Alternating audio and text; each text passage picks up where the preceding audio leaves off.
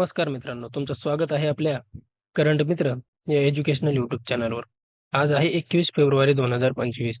तर आजच्या दिवसाचे जेवढेही चालू घडामोडीचे प्रश्न बनणार आहेत, संपूर्ण हे आपण व्हिडिओमध्ये कव्हर करणार आहोत. जर तुम्ही आपल्या चॅनलवर नवीन असाल, तर नक्कीच आपल्या यूट्यूब चॅनलला सबस्क्राईब सुद्धा करून घेऊ शकतात. जेणेकरून नवीन व्हिडिओचा अपडेट आल्यानंतर तो तुम्हाला व्हिडिओ पाहता येईल आणि जास्तीत जास्त आपल्या मित्रांपर्यंत सुद्धा शेअर सुद्धा करून घ्या. प्रश्न क्रमांक पहिला आहे. दिल्लीच्या मुख्यमंत्रीपदी कोणाची निवड झालेली आहे? त्याचं उत्तर आहे ऑप्शन क्रमांक ए. रेखा गुप्ता यांची दिल्लीच्या नवीन मुख्यमंत्रीपदी नियुक्ती करण्यात आलेली आहे आणि त्या चौथ्या महिला मुख्यमंत्री ठरलेल्या आहेत. मुख्यमंत्री आहेत श्रीमती रेखा गुप्ता, उपमुख्यमंत्री आहेत प्रवेश वर्मा आणि दिल्लीचे उपराज्यपाल आहेत विनय कुमार सक्सेना आणि दिल्लीची स्थापना झालेली आहे 1 नोव्हेंबर 1958 रोजी आणि दिल्लीचे आहेत विधानसभेच्या जागा 69 आणि जिल्हे आहेत 11. समोरचा आहे प्रश्न क्रमांक 2. ICCच्या एकदिवसीय क्रमवारीमध्ये फलंदाजांमध्ये कोणत्या खेळाडूने प्रथम स्थान पटकावलेलं आहे? त्याचं उत्तर आहे ऑप्शन क्रमांक डी. शुभमन गिल याने एकदिवसीय क्रमवारी फलंदाजीमध्ये प्रथम क्रमांक पटकावलेला आहे. समोरचा आहे प्रश्न क्रमांक 2. JM and jewellery export promotion कौन्सिलच्या अध्यक्षपदी कोणाची नियुक्ती करण्यात आलेली आहे? त्याचं उत्तर आहे ऑप्शन क्रमांक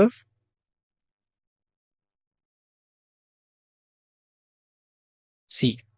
किरीट भन्साळी यांची जे अँड ज्वेलर्स एक्सपोर्ट प्रमोशनच्या कौन्सिलच्या अध्यक्षपदी नियुक्ती करण्यात आलेली आहे. कोणाची? किरीट भन्साळी यांची. समोरचा आहे प्रश्न क्रमांक 4. भारतात कोणते राज्य केळी उत्पादनामध्ये प्रथम क्रमांकावर आलेलं आहे? त्याचं उत्तर आहे ऑप्शन क्रमांक ए. आंध्र प्रदेश हे केळी उत्पादनामध्ये पहिलं राज्य आलेलं आहे आणि महाराष्ट्र हे केळी उत्पादनामध्ये दुसऱ्या क्रमांकावर आलेलं आहे. समोरचा आहे प्रश्न क्रमांक 5. हुरून इंडियाने जारी केलेल्या 500 मौल्यवान कंपन्यांच्या यादीमध्ये कोणत्या कंपनीने प्रथम स्थान पटकावलेलं आहे? त्याचं उत्तर आहे ऑप्शन क्रमांक बी. रिलायन्स इंडस्ट्रीने हुरून इंडियाने जारी केलेल्या 500 मौल्यवान कंपनींच्या यादीमध्ये प्रथम स्थान पटकावलेलं आहे. समोरचा आहे प्रश्न क्रमांक 6.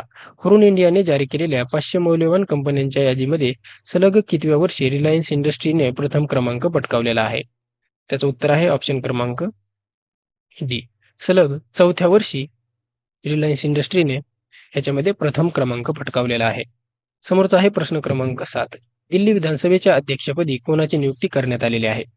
त्याचं उत्तर आहे ऑप्शन क्रमांक सी. विजेंद्र गुप्ता यांची दिल्लीचे नवीन विधानसभेचे अध्यक्ष म्हणून नियुक्ती करण्यात आलेली आहे. विजेंद्र गुप्ता यांची.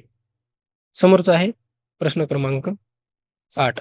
13व्या मलेशिया भारत संरक्षण सहकार्य समितीची बैठक कोठे पार पडलेली आहे? त्याचं उत्तर आहे ऑप्शन क्रमांक ए. मलेशियामध्ये 13वी मलेशिया भारत संरक्षण सहकार्य समितीची बैठक मलेशियामध्ये पार पडलेली आहे. समोरचा आहे प्रश्न क्रमांक 9. खालीलपैकी कोणाच्या हस्ते नक्षा प्रोग्राम लॉन्च करण्यात आलेला आहे?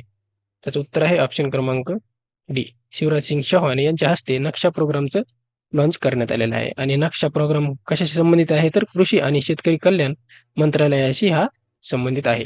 शिवराज सिंग आहेत कृषी मंत्री. समोरचा आहे प्रश्न क्रमांक 10.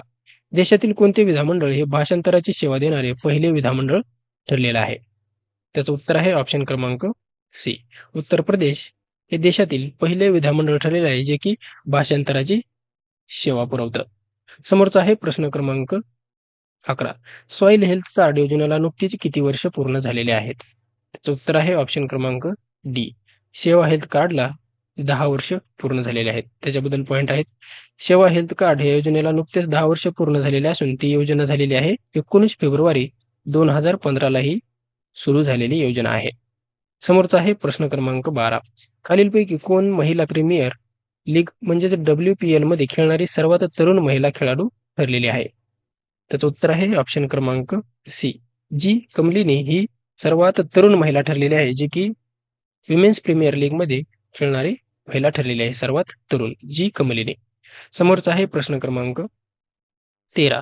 भारताचा पहिला ओपन एअर आर्ट वॉल म्युझियमचे उद्घाटन कुठे करण्यात आलेलं आहे? त्याचं उत्तर आहे ऑप्शन क्रमांक बी. नवी दिल्ली या ठिकाणी. समोरचा आहे प्रश्न क्रमांक 14. पहिले अखिल भारतीय ट्रान्सजेंडर संमेलनाचे आयोजन कुठे करण्यात आलेले आहे? त्याचं उत्तर आहे ऑप्शन क्रमांक डी. अजमेर या ठिकाणी पहिलं अखिल भारतीय ट्रान्सजेंडर संमेलनाचे आयोजन करण्यात आलेलं आहे. समोरचा आहे प्रश्न क्रमांक 15. गुगलने आपले भारतातील सर्वात मोठे ऑफिस अनंत हे कोठे सुरू केलेलं आहे? त्याचं उत्तर आहे ऑप्शन क्रमांक डी. बंगळुरू या ठिकाणी गुगलने भारतातील सर्वात मोठं ऑफिस जे की त्याचं नाव आहे अनंत याची बंगळुरू या ठिकाणी उघडलेलं आहे. समोरचा आहे प्रश्न क्रमांक 16. कोणत्या देशाने जॅव्हलिन अँटी टँक गाइडेड मिसाईल विकसित केलेला आहे? याचं उत्तर आहे ऑप्शन क्रमांक ए. युनायटेड स्टेट्स म्हणजेच अमेरिकेने अँटी टँक गाइडेड मिसाईल विकसित केलेले आहे. त्याच्याबद्दल महत्त्वाचे पॉईंट आहेत. भारताच्या संरक्षण गरजांसाठी भारत आणि अमेरिका जॅव्हलिन अँटी टँक गाइडेड क्षेपणास्त्र खरेदी करण्याची आणि त्यांचे सहउत्पादन करण्याची योजना आखत आहे. ज्याच्यामध्ये जॅव्हलिन हे मानव पोहोचण्यायोग्य आग आणि विसरून जाणारे क्षेपणास्त्र आहे, जे की जड चिलकती वाहने नष्ट करण्यासाठी डिझाईन केलेलं आहे. हे अमेरिकन संरक्षण कंपन्या रेथियन आणि लॉकहीड मार्टिन यांनी विकसित केलेले हे मिसाईल आहे. समोरचे काही महत्त्वाची माहिती आहे. आशियाई मिक्स सांघिक बॅडमिंटन स्पर्धा 2025 ज्याचा विजेता ठरलेला आहे इंडोनेशिया, उपविजेता आहे चीन आणि 11 ते 15 फेब्रुवारी 2025 दरम्यान त्याचं आयोजन चीन या देशामध्ये करण्यात आलेलं आहे. त्याच्यामध्ये इंडोनेशिया हा पहिल्यांदाच जिंकलेला आहे. 2023 या वर्षी व्हिएतनाम हा संघ विजेता ठरलेला होता.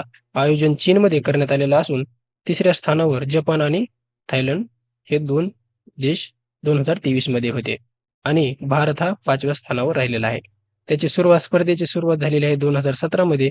ही स्पर्धा दर 2 वर्षांनी याचं आयोजन करण्यात येतात आणि त्याच्यामध्ये 12 संघांचा याच्यामध्ये सहभाग असतो.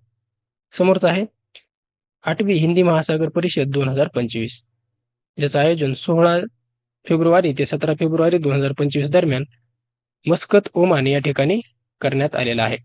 त्याच्यामध्ये भारताचं प्रतिनिधित्व भारताचे परराष्ट्र मंत्री एस जयशंकर यांच्यामार्फत करण्यात आलेलं आहे. त्याच्यामध्ये तब्बल 60+ देशांचा याच्यामध्ये समावेश आहे. याचं आयोजन इंडिया फाउंडेशन मार्फत केलं जातं आणि ह्याची थीम आहे सागरी भागीदारीच्या नवीन क्षितिजांकडे प्रवास. तर मित्रांनो, हे होते काही 21 फेब्रुवारी 2025चे महत्त्वाचे चालू घडामोडीचे प्रश्न. जर तुम्ही आपल्या चॅनलवर नवीन असाल तर नक्कीच आपल्या YouTube चॅनलला सबस्क्राईब सुद्धा करून घेऊ शकतात.